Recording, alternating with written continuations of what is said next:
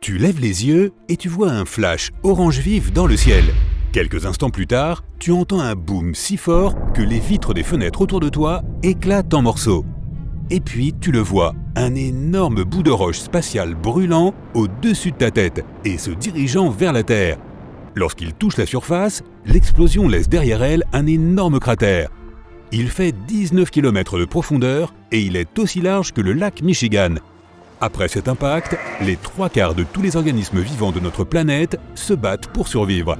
Cet événement a eu lieu il y a environ 66 millions d'années, et l'éclair brillant dans le ciel n'était autre que ce fameux astéroïde qui a anéanti les dinosaures.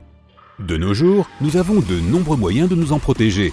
Par exemple, nous pourrions nous cacher dans des bunkers profondément enterrés et survivre. De tels bunkers seraient d'ailleurs bien utiles car il y a de nombreux astéroïdes dans le ciel. Et certains d'entre eux n'attendent que leur fenêtre de tir pour faire des ravages sur la Terre. À commencer par l'astéroïde 1990 MU. En 2027, il s'approchera de façon alarmante de notre planète. De nombreux experts craignent que la force gravitationnelle de la Terre n'attire le rocher qui a la taille de 2 ponts de Brooklyn. Dans ce cas, il se rapprocherait et finirait par s'écraser sur la surface de la planète. Un tel impact provoquerait une onde de choc qui serait ressentie sur d'autres continents. Une fois que l'astéroïde aurait touché le sol, il y aurait une explosion. Elle serait si brillante qu'on pourrait se dire qu'un nouveau soleil vient d'apparaître ici même sur Terre. La collision libérerait une énorme quantité d'énergie qui se transformerait ensuite en chaleur. Tout ce qui se trouve autour du point d'impact prendrait feu instantanément. Et si l'astéroïde tombait dans l'eau, cela provoquerait des vagues de tsunami plus hautes que l'Empire State Building. De nombreuses villes côtières seraient inondées, la poussière qui s'élèverait après l'explosion recouvrirait le soleil et le monde serait plongé dans l'obscurité.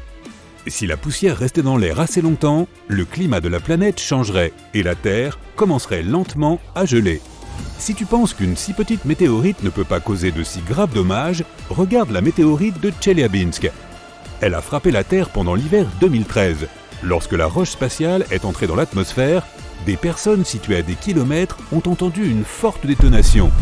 L'objet brillant et incandescent s'approchait de la surface terrestre à une vitesse d'environ 18 km par seconde. À mi-chemin, il s'est scindé en plusieurs morceaux. Cela a provoqué plusieurs ondes de choc plus fortes. Lorsque les fragments ont touché le sol, cela a provoqué un important tremblement de terre. Et la réplique des explosions a brisé les fenêtres de 5000 bâtiments. Les habitants de 6 villes autour du lieu du crash ont ressenti les secousses de l'impact. Or, cette météorite ne faisait que 18 mètres de diamètre. Heureusement, l'astéroïde 1990 MU passera a priori à une distance raisonnable de notre planète, donc nous ne serons pas en danger. Ouf!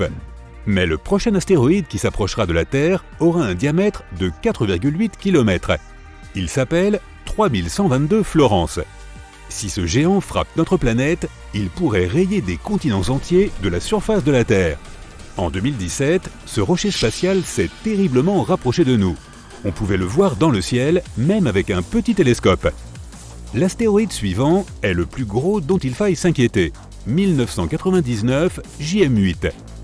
Il est à peu près aussi large que Manhattan et il a la fâcheuse habitude de s'approcher de la Terre un peu trop près au goût de tous. Un petit astéroïde nommé 2020 VT4 s'est approché de notre planète plus près qu'aucun autre ne l'a jamais fait. En novembre 2020, il a survolé l'océan Pacifique à une altitude à peine inférieure à la distance entre Los Angeles et Las Vegas. Cette roche spatiale avait la taille d'une grosse voiture. S'il avait pénétré dans l'atmosphère terrestre, l'astéroïde se serait désintégré complètement avant de toucher le sol. Les chutes d'astéroïdes et de météorites ne sont pas si rares sur notre planète. Mais heureusement, la plupart d'entre eux s'embrasent et se consument lorsqu'ils entrent dans l'atmosphère. C'est Mars qui est responsable de ces pluies de météorites si fréquentes. La planète ne se trouve pas loin de la principale ceinture d'astéroïdes du système solaire. Et parfois, l'attraction gravitationnelle de la planète rouge attire les astéroïdes qui s'y trouvent. Puis Mars les fait tourner et les projette dans notre direction, un peu comme une fronde. Heureusement que nous sommes protégés par Jupiter. C'est la plus grosse planète de notre système solaire et elle possède un champ gravitationnel incroyablement puissant. Celui-ci maintient la ceinture d'astéroïdes en place et nous évite d'être constamment frappés par une pluie de météorites. Et c'est une bonne nouvelle, étant donné que Cérès se trouve dans la ceinture d'astéroïdes. cet énorme rocher de l'espace est si massif que l'on considérait autrefois que c'était une planète. Puis, pendant de nombreuses années, les scientifiques ont catégorisé Cérès comme un astéroïde. Mais en 2006, il a finalement été reclassé comme une planète naine. Cet objet spatial représente à lui seul un tiers de la masse totale de la ceinture d'astéroïdes, soit environ 4% de la masse de notre Lune. Si la Terre avait la taille d'une pièce de 5 centimes, Cérès aurait la taille d'une graine de pavot. Si un astéroïde de plusieurs kilomètres de diamètre se dirigeait vers notre planète, pourrait-on le stopper? Nous pourrions briser le rocher en plus petits morceaux à l'aide d'une explosion massive. On n'aurait d'ailleurs même pas besoin d'atteindre l'astéroïde géant. Il suffirait seulement de se rapprocher de sa surface. Boum! Une puissante explosion d'énergie diviserait l'astéroïde en plusieurs gros morceaux et des tonnes de débris. Les plus petites pierres se consumeraient dans la chaleur dégagée par l'explosion. Et cela modifierait également la trajectoire de l'astéroïde. Les plus gros fragments brûleraient en entrant dans l'atmosphère. Tous les témoins de cette exceptionnelle pluie de météorites auraient la chance d'admirer un magnifique spectacle de feu. Un autre moyen de protection pourrait être un bélier cinétique. En termes simples, il s'agirait d'un énorme objet que les gens enverraient vers l'astéroïde en approche. Ou bien un vaisseau spatial lourd. C'est la méthode que les scientifiques ont choisie pour empêcher l'astéroïde Apophis de tomber sur la Terre. Cet astéroïde mesure 366 mètres de diamètre et passe souvent près de notre planète, s'approchant jusqu'à 30 571 km au-dessus de nos têtes. L'astéroïde va à nouveau passer près de notre planète en 2029, et il est possible qu'en 2036, il s'écrase sur la Terre. Si cela se produit, l'explosion laissera un cratère de plus de 4,8 km de diamètre. Dans un rayon de 10 km autour de la zone d'impact, tous les bâtiments et tunnels de métro s'effondreront ou seront lourdement endommagés. L'événement déclenchera également un puissant tremblement de terre.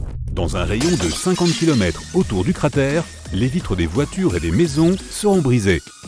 Et à 120 km du point d'impact, le tremblement de terre déplacera les meubles des habitations. Une façon d'empêcher une telle catastrophe serait donc de construire un vaisseau spatial lourd. Il décollerait de la Terre, accélérerait, puis foncerait sur l'astéroïde à toute vitesse. L'impact modifierait la trajectoire de l'énorme rocher spatial, et il passerait finalement à bonne distance de notre planète.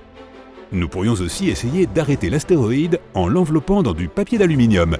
Cela rendrait sa surface réfléchissante, et la pression solaire pourrait alors modifier progressivement la trajectoire de l'astéroïde. Une autre alternative consisterait à utiliser un remorqueur gravitationnel.